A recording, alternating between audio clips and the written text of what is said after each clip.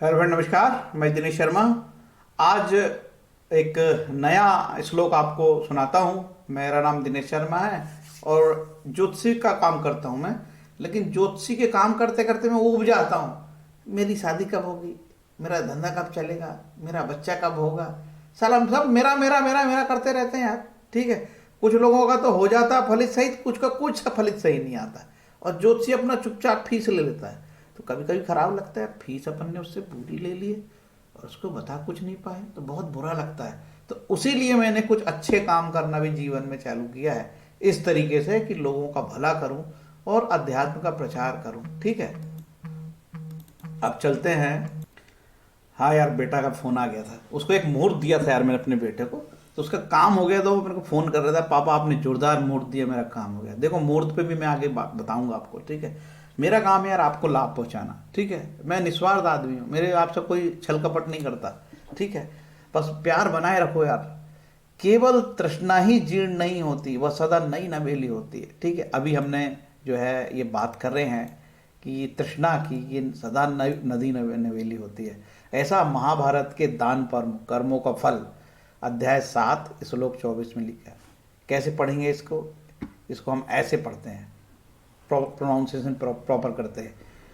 जीरयंती जीरेत, केशादंता जीरयंती जीरेत, चक्षु श्रो चक्षु श्रोत्रे चा जीरियेत तृष्णे का नातु जीरियेत।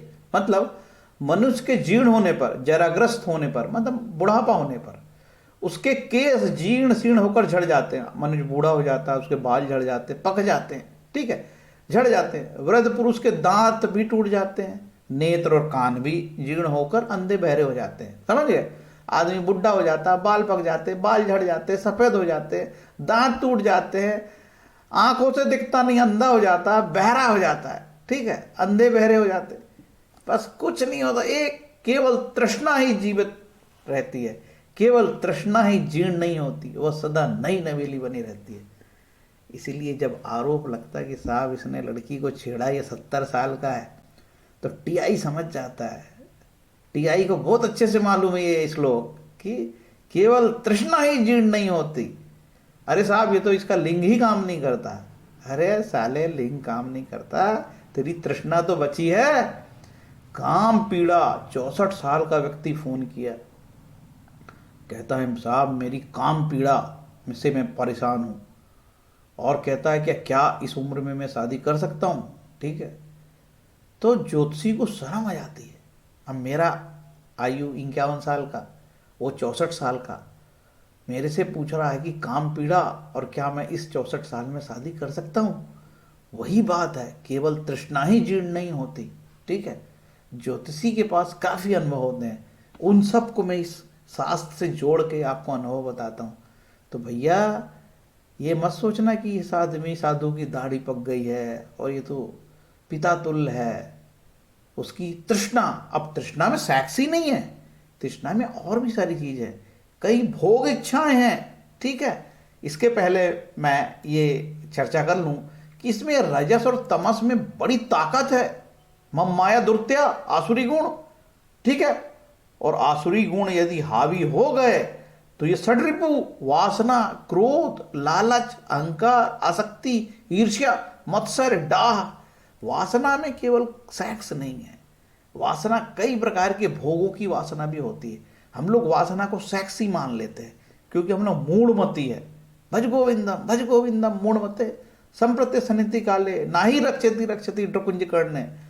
अंत समय में व्याकरण की ज्ञान, गुणा ज्ञान काम नहीं आएगा, केवल काम आएगा भज गोविंदम। तो भज गोविंदम को जपो और ये चीज को जान लो, केवल जो तृष्णा है वो ईश्वर भक्ति से शांत होगी। भगवान के नाम में ही ताकत है कि तृष्णा को भगवान मार भगाएंगे, अदरवाइज ये तृष्णा बुढ़ापे में भी जवान रहेगी। समझ गए? अभी एक सज्जन का फोन आया, मात्र उसको 2-3-4 महीने रिटायरमेंट के होने वाले हैं, चीफ इंजीनियर प्रमोशन होने वाला है, राहु की दशा चल रही है, राहु में शुक्र चल रहा है। जातक कहता है क्या मेरा दूसरा विवाह संभव है? और जहाँ तक को मैंने बोला आपका रिटायरमेंट का 4-5 महीना है, चुपचाप आप काट रहे हो, काय को टेंशन लेते हो, तो मानने को तैयार नहीं। क्यों कि जहाँ तक की तृष्णा हावी है, 60 साल का व्यक्ति फिर और 2 साल और नौकरी करना चाहता है। वो चाहता है जिस तरीके से मुझे extension they they government of India, ठीक है, और वो फिर से वो कोई नौकरी में चले जाए और थोड़ा सा धन अर्जन करे, उसकी तृष्णा बाकी है। जो कि जनरली रिटायरमेंट पे आदमी को खुश होना चाहिए, लेकिन तृष्णा बची हुई है। 64 साल का व्यक्ति कहता है मैं विवाह करूंगा। एक एक डॉक्टर बहुत पैसे वाला है, वो उसका बोलता है कि साहब मैं काम पीड़ा से परेशान हूँ, ठीक है, तो काम पीड़ा साधु को भी परेशान करती है। तो हम तो आम आदमी हैं यार, ये कैसे दूर होगी? भज गोविंदम भज गोविंदम भज गोविंदम मूढ़पते। सिर्फ भगवान के नाम लेने से इसमें लाभ हो जाएगा आपको। क्या? हरे नाम हरे नाम हरे नाम केवलम कलो नास्ते हो नास्ते हो नास्ते हो गति न था। कला और पाखंड के इस युग में मुक्ति की एकमात्र विधि है हरि नाम कीर्तन, हरि नाम कीर्तन, हरि नाम कीर्तन। कलयुग में अन्य कोई गति नहीं है, अन्य कोई गति नहीं है, अन्य कहीं गति नहीं है। इसलिए कली संतरण उपनिषद में भगवान नारद ने कहा कि जो ये 16 नाम हरे कृष्ण कृष्ण कृष्ण हरे हरे, हरे राम राम राम हरे का जाप करेगा, वो मुक्ति प्राप्त करेगा, तर जाएगा, सारे ऋण उसके उऋण हो जाएंगे, सब ग्रह शांत हो जाएंगे। राहु की दशा हो, शनि की दशा हो, उसकी 7.5 हो, ग्रह अस्त हो, नीच का हो, षष्टेश हो, द्वादशेश हो, पीड़ित हो, D9 में नीच का हो, अरे सबका भला हो जाएगा। काल सर्प योग हो, कितना ही गंदा योग हो, सब से उद्धार हो जाएगा। हरे नाम हरे नाम केवलम कलो नास्ते हो नास्ते हो नास्ते हो गति न था। ऐसा भविष्यवाणी नारद मुनि ने कर गए हैं। सुनो, इससे सरल उपाय कोई नहीं है, ठीक है। उम्मीद है कि ये छोटे छोटे जो तरीके से अब मैं अपनी बात पहुंचा रहा हूं, उससे आपको लाभ होगा। देखो, रामचरितमानस में कहते हैं भाई कुभाय अनकाल सहु, नाम जपत मंगल दिशि दसु, सुमरी सो नाम राम गुण गाथा, करो नाम रघुनाथ ही माता। अच्छे भाव से करो, बुरे बैर से करो, आलस से। कभी कभी हम लोग को यार नाम जप करने में बड़ी हलाली आती है, ठीक है, तो ठीक है कहीं पे भी जप लो, बिना माला के जप लो, बिना नहाए जप लो। नहीं नहाए कोई दिक्कत नहीं, ठंड है, नहीं नहाते लोग ठंड में यार, बिना नहाए जप लो, कुछ नहीं होगा। लिखा है भाय कुबाय अनकाल सहु, नाम जपत मंगल दिशि दसु, सुमरी सो नाम राम गुण गाथा, करऊ नाई रघुनाथ ही माथा। कई बार हम लोग आलस के कारण, ठंड के कारण नहा नहीं पाते हैं, तो हम क्या करें? ओम अपवित्र पवित्रो वा सर्वावस्थाम गतो अपि वा या स्मृत पुंडिकाक्षम स बाह्याभ्यंतर सूचि।